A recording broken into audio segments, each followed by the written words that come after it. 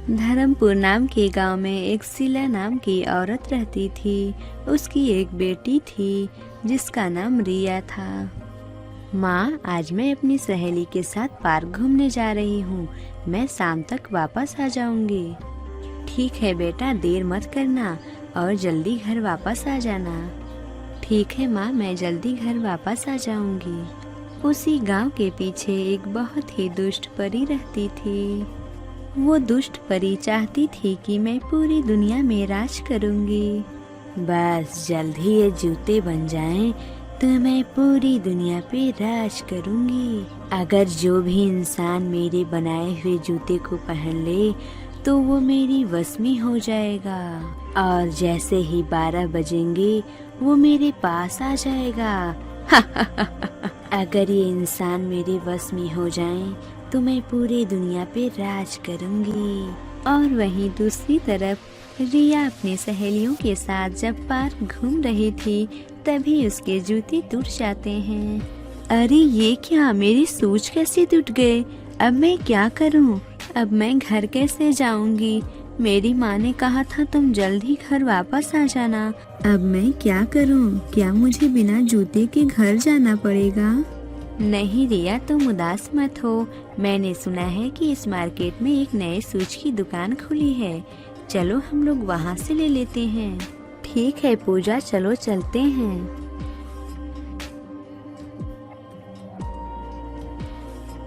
फिर रिया और पूजा उस नए जूते की दुकान से एक नया जूता खरीदती हैं। फिर रिया उस नए जूते को पहनकर अपने घर जाती है।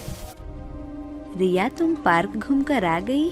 जी माँ, मैं पार्क घूमकर आ गई। माँ, मेरे जूते टूट गए थे इसलिए मैं नए शॉप से एक जूते लेकर आई हूँ। ठीक है बेटा, तुम जाओ और जल्दी से खाना खा लो। फिर रिया खाना खाकर सो जाती है और जैसे ही रात के 12 बजते हैं 3 लड़कियां दुष्ट परी के पास आ जाती हैं। उन 3 लड़कियों में से एक रिया भी होती है क्योंकि रिया ने उस दुष्ट परी के शूज पहन लिए थे। जैसे ही 3 लड़कियां उस दुष्ट परी के पास आती हैं वे उसके बस में हो जाती हैं। मेरे पास 3 लड़कियां हो चुकी हैं।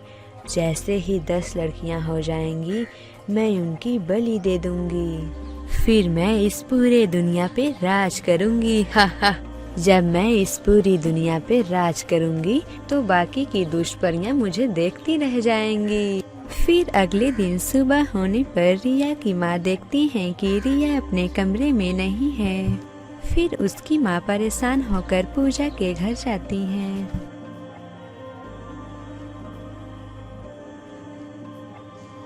बेटा पूजा, क्या तुम्हारे घर मेरी बेटी रिया आई है? नहीं आंटी जी, आज तो रिया मेरे घर नहीं आई है। पता नहीं रिया आज मुझे बिना बताए सुबह से कहाँ चली गई है। रिया की माँ और पूजा बातें कर रही होती हैं। तभी एक और औरत पूजा के घर आती है और बोलती है, बेटा पूजा, क्या तुमने मेरी बेटी नैना को देखा है? पता नहीं कहाँ वो सुबह से गायब है। मैंने अपने पूरे घर में देखा है, वो कहीं भी नहीं थी। वो मुझे बिना बताए कहीं नहीं जाती है, लेकिन आज वो पता नहीं कहाँ चली गई है। सभी औरतें जब परेशान हो रही थीं, तभी वहाँ पर पिंकी आती है और बोलती है, आंटी जी, बस आपकी बेटी रिया ही गायब नहीं हुई है।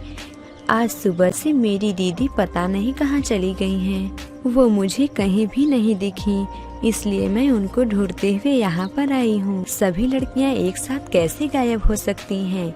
रिया जब कल शाम को पार्क घूम कर आई थी तब वो मुझसे बोली कि मैं एक नए शॉप से एक नया शूज खरीद कर आई हूँ।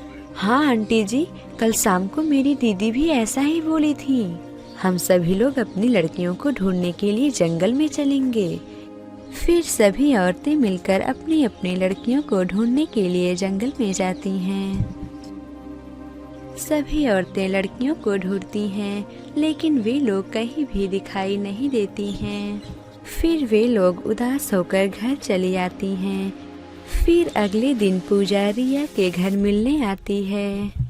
आंटी जी, क्या आपको रिया मिली? नहीं बेटा, रिया मुझे कहीं भी नहीं मिली।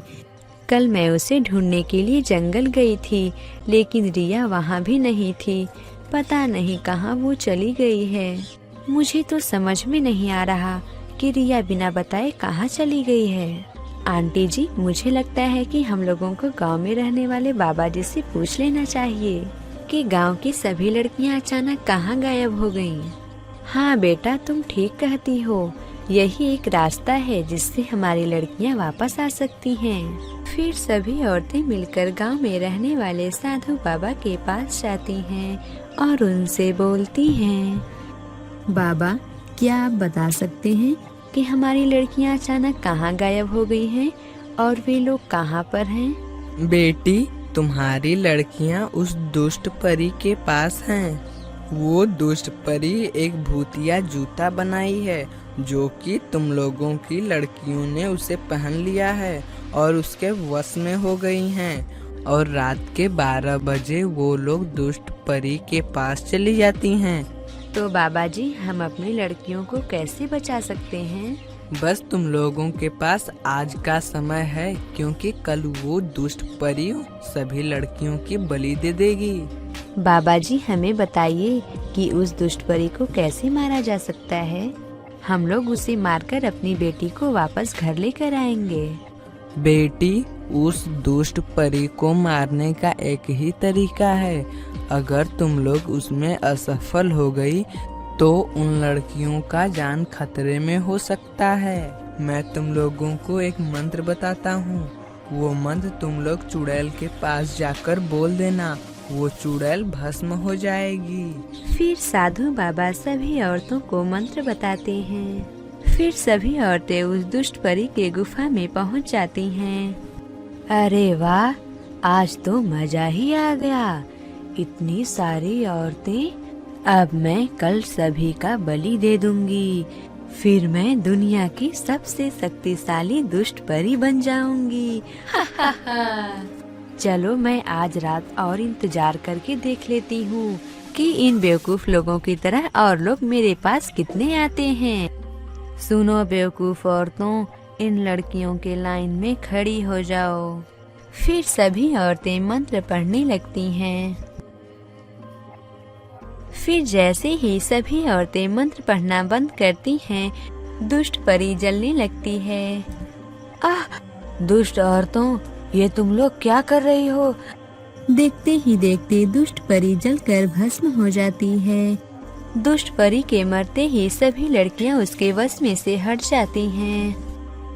अपनी माँ से मिलकर बहुत खुश होती हैं। फिर सभी औरतें अपनी लड़कियों को पाकर बहुत खुश होती हैं और हंसी खुशी रहने लगती हैं। इस कहानी से हमें ये सीख मिलती है कि हम जितने में हैं उतने में हमें खुश रहना चाहिए, ज्यादा लालच नहीं करनी चाहिए। एक गांव में एक रिया नाम की लड़की रहती थी। रिया के पिता नहीं थे। रिया अपनी माँ के साथ अकेली रहती थी। रिया के पिता का पिछले साल मृत्यु हो जाने के बाद रिया के घर का खर्चा चलाने वाला कोई नहीं था, इसलिए रिया बहुत गरीब थी। फिर एक दिन गरीबी के कारण रिया और उसकी माँ रिया के मामा के घर जाने के लिए सोची। वे दोनों रिया के मामा के घर जाने के लिए चल देती हैं। फिर एक दिन जब रिया बर्तन धो रही थी, तभी उसकी मामी उसके पास आती हैं और रिया से बोलती हैं, ले रिया, कुछ बर्तन और साफ कर दे। ये बर्तन धोने के बाद फिर तुम खाना खा लेना। मामी, मैं सुबह से इतने बर्तन धोकर थक गई हूँ और आप फिर से बर्तन लेकर चली आई हैं। मैं सुबह से अभी तक खाना नहीं खाई हूँ, मुझे बहुत भूख लगी है। ओहो, मैं बर्तन नहीं लाऊं तो और क्या करूँ? तुम दोनों माँ और बेटी को बस फ्री का खाना ही खाना है, काम कहाँ करना है तुम लोगों को? बस फ्री का खाना खाने के लिए ही तो तुम दोनों यहाँ पर आई हो। क्या हुआ भाभी, आप मेरी बेटी को दिन भर क्यों बोलती रहती हैं? चल रिया, पहले तू खाना खा ले, फिर खाना खाने के बाद ये बर्तन साफ कर देना। रिया के माँ की बात सुनकर रिया के मामी को बहुत गुस्सा आता है। रिया की मामी चाहती थी कि मैं इन दोनों माँ और बेटी से कैसे छुटकारा पा सकूं। रिया की मामी रिया को बिल्कुल भी पसंद नहीं करती थी। फिर एक दिन रिया की मामी अपने पति रघु से बोलती हैं, सुनिए जी, आज जब मैं रिया से कुछ बर्तन धोने के लिए बोली तो तुम्हारी बहन मुझ पर ऐसे टूट पड़ी जैसे वो मुझे कच्चा ही खा जाएगी। इन दोनों माँ और बेटी को अपने घर में रखकर फ्री का खाना खिलाने से क्या फायदा। मैं तो कहती हूँ कि इन दोनों को अपने घर से निकाल दीजिए, फिर हम दोनों का बोझ ही खत्म हो जाएगा। रिया के मामा रिया के मामी के बहकावे में आ जाते हैं। फिर अगले ही दिन रिया के मामा उन दोनों से बोलते हैं, तुम दोनों यहाँ से दफा हो जाओ, हम तुम दोनों का खर्चा नहीं उठा सकते, हमारे अपने खुद ही इतने खर्चे हैं। लेकिन भैया हम लोग कहाँ जाएंगे। तुम दोनों चाहे जहाँ भी जाओ, लेकिन मेरे घर से दफा हो जाओ। फिर रिया और उसकी माँ अपने घर की तरफ चल देती हैं। चलते चलते रिया अपनी माँ से बोलती है, माँ हम लोग कहाँ जाएंगे। बेटा अब हम लोग अपने घर चलेंगे। इतना बोलकर वे दोनों अपने घर की तरफ चल देती हैं। चलते चलते रिया और उसकी माँ अपने घर आ जाती हैं। फिर एक दिन रिया जब खाना बनाने के लिए जा रही थी तभी उसे एक चाकू दिखाई देता है। रिया उस चाकू को लेकर अपनी माँ के पास जाती है। माँ मुझे किचन में ये चाकू दिखाई दिया। चाकू को देखकर रिया की माँ को कुछ बीती बातें याद आती हैं। रिया ये चाकू तुम्हें किचन में मिला है। तुम जानती हो रिया, ये चाकू मुझे एक साधु बाबा दिए थे। मैं उन्हें खाना खाने के लिए दी थी। जब वो खाना खा लिए तो मुझे ये चाकू दिए थे और बोले कि तुम इस चाकू का जब भी कोई उपयोग करोगी एक अनहोनी होगी। फिर मैं इस चाकू से एक दिन सब्जी काटी थी और उसके कुछ ही दिनों बाद तुम्हारे पिता की मृत्यु हो गई। तभी से मैं ये चाकू रख दी और इससे कभी भी कोई इस्तेमाल नहीं की। अच्छा इन सभी बातों को छोड़ो रिया, जाओ तुम मेरे लिए खाना लेकर आओ, मुझे बहुत भूख लगी है। माँ अभी तक तो मैं खाना नहीं बनाई हूँ। रुको माँ, मैं तुम्हारे लिए कुछ फल ला देती हूँ, तुम उसे खा लो, मैं थोड़ी देर में खाना बना दूंगी। इतना बोलकर रिया अपनी माँ को खाने के लिए सेव लाती है। रिया सेव अपनी माँ को देखकर रसोई घर में खाना बनाने के लिए चली जाती है। रिया की माँ जैसे ही सेव को खाने के लिए काटती हैं, वो सेव एक सोने में बदल जाता है। अरे ये क्या, ये सेव सोने का कैसे बन गया। अरे रिया यहाँ आओ, देखो क्या हुआ। फिर रिया घबरा कर अपनी माँ के पास आती है। फिर रिया की माँ रिया से बोलती है, बेटा रिया ये देख, जैसे ही मैं इस चाकू से फल को काटी ये सोने में बदल गया। क्या ये कैसे हो सकता है। माँ ये चाकू एक जादुई चाकू है क्या। बेटा मेरे कुछ समझ में नहीं आ रहा है। मैं इस सेव को जैसे ही इस चाकू से काटी ये सेव सोने में बदल गया। रुको मैं दूसरा सेव काट कर देखती हूँ। फिर रिया की माँ ने जैसे ही दूसरा सेव काटा वो भी सोने में बदल गया। माँ ये तो सच में एक जादुई चाकू है, अब तो हमारी गरीबी दूर हो जाएगी। हाँ बेटी, लगता है भगवान ने हमारी प्रार्थना सुन ली। फिर बिल्कुल वैसा ही हुआ। रिया और उसकी माँ उस जादुई चाकू से ढेर सारा सोना बनाने लगी। फिर देखते ही देखते वे लोग बहुत अमीर बन गयी। फिर रिया की माँ ने उसी पैसे से रिया के लिए एक अच्छा लड़का ढूंढकर उसकी शादी कर दी। शादी के बाद रिया अपने ससुराल चली गई। अब रिया की माँ बहुत ही अमीर बन चुकी थी और उन्हें खाने के लिए कमी नहीं होती थी। रिया के माँ के अमीर होने की खबर रिया के मामी को पता चल जाती है, जिसे सुनकर वो बिल्कुल चौंक जाती हैं। फिर उस दिन रात को जब रिया के मामी का पति रघु आता है तब उसकी मामी उससे बोलती हैं, अजी मैंने सुना है कि तुम्हारी बहन अब बहुत अमीर बन चुकी है। उसके पास एक जादुई चाकू है। उस जादुई चाकू की मदद से वो बहुत अमीर बन चुकी है। उस जादुई चाकू से अगर तुम जो भी काटोगे वो सोने में बदल जाएगा। इस वजह से तुम्हारी बहन अब बहुत अमीर बन चुकी है। हमारी फूटी किस्मत जो हमारे पास वो जादुई चाकू नहीं है। फिर रघु कुछ अपनी पत्नी से बोलता है। फिर अगले ही दिन रघु अपनी बहन से मिलने के लिए उसके घर पर जाता है। बहन तुम मुझे उस दिन के गलती के लिए माफ कर दो। कोई बात नहीं भैया, मैं आपके बात का बुरा नहीं मानी हूँ। अब हम लोग अपने जिंदगी में बहुत खुश हैं। फिर अच्छा मौका देखकर रघु उस चाकू को चुरा कर वहाँ से भाग जाता है। सुमन ये देखो, मैं भी वो जादुई चाकू लेकर आ गया हूँ। अब हम लोग भी बहुत अमीर बन जाएंगे। अब हम लोगों के पास भी बहुत पैसा होगा। हाँ जी, आप बिल्कुल सही बोल रहे हैं। अब हम लोग भी बहुत अमीर बन जाएंगे, बिल्कुल आपके बहन की तरह। फिर हम लोग भी बहुत बड़े घर में रहेंगे। इतना बोलकर जैसे ही सुनीता का पति एक सेब काटता है, उसके बेटे की बहुत जोरों से तबीयत खराब हो जाती है। फिर कुछ ही घंटों में उसके बेटे की मृत्यु हो जाती है।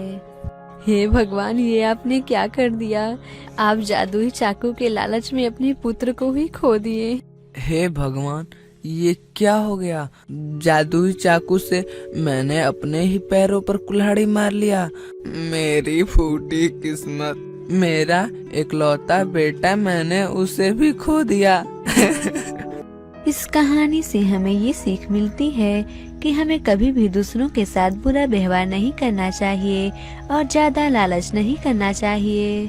अगर आपको ये कहानी अच्छी लगी हो तो इसे जरूर लाइक करें और इस चैनल हिंदी टेल्स गुरुजी को सब्सक्राइब करें और हमें कमेंट करके जरूर बताएं कि आपको ये कहानी कैसी लगी और लाइक करना तो बिल्कुल मत भूलिए।